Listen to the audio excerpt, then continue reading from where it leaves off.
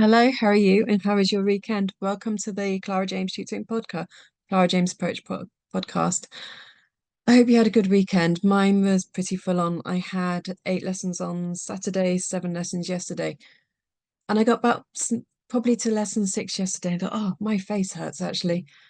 And I realized it was probably because I had spent so much of the day smiling that it ached. And you kind of think, well, actually, if that's the consequence of the work you do, then you must have a pretty amazing job. So, yeah, I guess the first thing I want to say today is I love my job, and I must be incredibly lucky to feel like that. One of the lessons on Saturday, and a couple of people recently, we've worked on English language paper 2. There's another mock coming up for a lot of schools. So you've got your 4 questions. There's one on find or tick the boxes, which are facts, according to the extracts.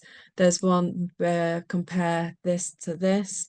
The next one is how does the author use language in this part of the extract, and then the other one again is a comparison.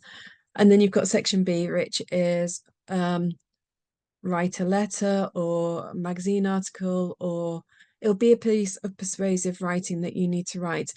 And one of the key things that I want to mention, or 2 things I really want to mention, is when you're writing this, make sure that you use appropriate language. So if you're writing a letter to a minister, for example, that was one of the exam paper questions we were looking at the other day, make sure you use formal language.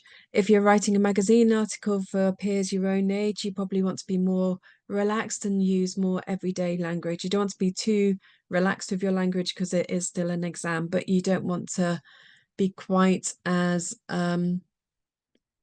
formal as you would be if you were talking to someone of authority. So that's the first thing, is make sure your use of language is appropriate for the thing they've asked you to write.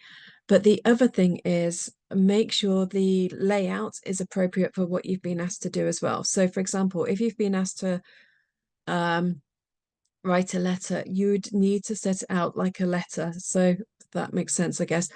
But you need to put in your address, their address, the date of writing it.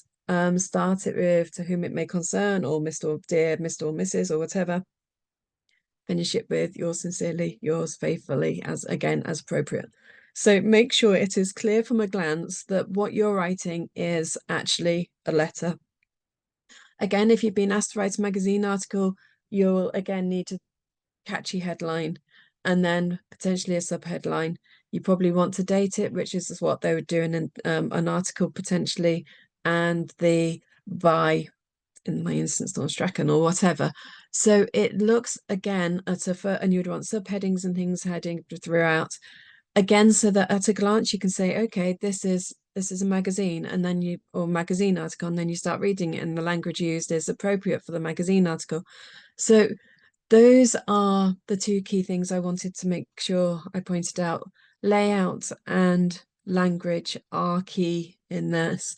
So, as always, I'd suggest that you go through the model answers and see what you can find.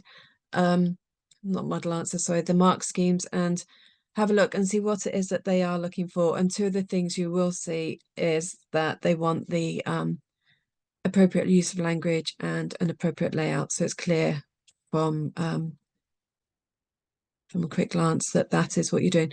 And one more thing, when you're doing the first section, section A, and you've got your comparative questions, make sure you give equal amounts of focus to source A and source B, because if you only focus on source A or vice versa, or you not only focus but predominantly focus on one or the other, you're not going to get the same credit as you would if you've got a fairly even level of comparison. Because I guess that if you do only focus on one, you're not actually comparing, you're just analysing. So something else just to be aware of. Hope that's helpful. Have a really great day, and I will see you or hear from you in our next podcast. If there's anything at all that you would like us to talk about, please do ask and be more than happy to do so. Enjoy the rest of your day and take care. Bye.